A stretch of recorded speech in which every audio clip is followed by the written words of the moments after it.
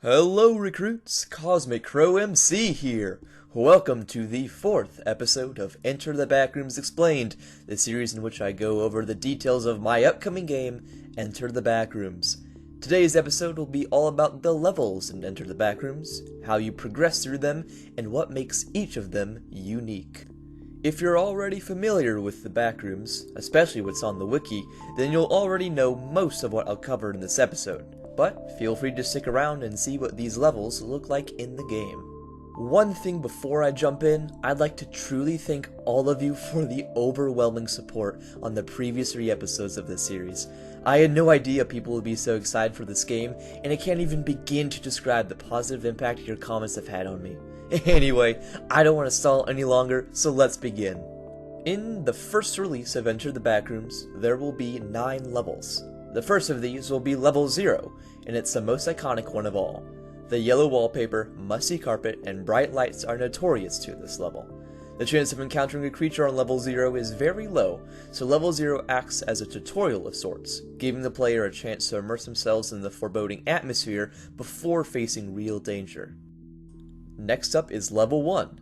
Level 1 is darker and less inviting, the carpet and wallpaper replaced with stone and brick. There are also plenty of pipes on this level. Level 1 is unique in that it has a light and dark cycle. Every so often, the lights will go out for an extended period of time, eventually coming back on later. Entities on Level 1 are still pretty rare. Level 2 is up next, and this one is one of the most threatening in the whole game. It's claustrophobic, very dark, and hard to navigate. You have a good chance of encountering entities on Level 2, so be very alert.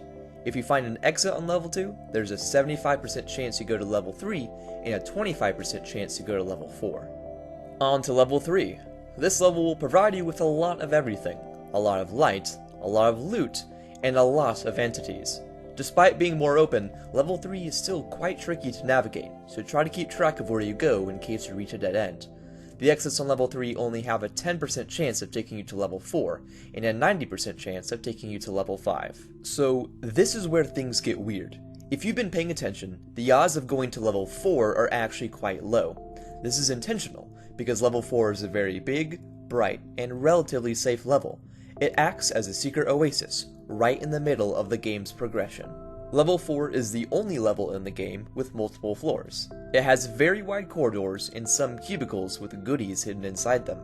The elevators on Level 4 have a 95% chance of taking you to Level 5 and a 5% chance of taking you to Level 6. Level 5 is probably the best looking level in Enter the Backrooms. Taking place in a massive hotel, you almost feel at home when traveling through Level 5. Every now and then you may encounter a ballroom. Sometimes you'll even find something in the center. To escape Level 5, you'll need to find a maze of metal known as the Boiler Rooms. If you can find your way to the central chamber, you'll be able to advance to Level 6. Level 6 is a very infamous level. There are no physical entities here, but there are many psychological ones. There's no natural light, so a flashlight is required. Here, your sanity goes down extremely fast, so make sure to meditate as much as possible. Level 7 in Enter the Backrooms actually differs quite heavily from the Backrooms Wiki. Instead of an infinite ocean, Level 7 is an infinite sewer system that's flooded with water. The reason I did this was to be consistent with the theme of rooms and corridors. Your stamina goes down much quicker in Level 7 since you have to wade through so much water. If you find a manhole in Level 7, you'll be taken to the final level of Enter the Backrooms, Level 8. Level 8 is also a bit different than what's described on the wiki. Normally, Level 8 would be an infinite cave system, but since I have no idea how to generate good-looking caves that don't cost performance to tank, Level 8 is an infinite mine shaft. Level 8 is by far the most dangerous level, with a ton of entities, many dead ends, and overwhelming darkness. It's a true challenge for the player, so I recommend doing as much preparation before Level 8 as possible. Now, progressing through the levels is fine and all, but sometimes you may want to go back to a previous level. This could be either to explore the game a bit more or to nab some supplies on a level that's easier. Whatever the intent, there are rifts in Enter the Backrooms that let you do this. Each rift will take you back one level, so they're a very consistent and reliable way of going back. Alright, that was a lot of information, but I believe I've gone over the most important stuff for each level. There's still a lot I haven't said yet, so if you're excited about Enter the Backrooms and want to receive updates about the game's progress, go ahead and subscribe to the channel. It really would mean the world to me. I hope you all have a great day, and I will see you next time. Goodbye, recruits.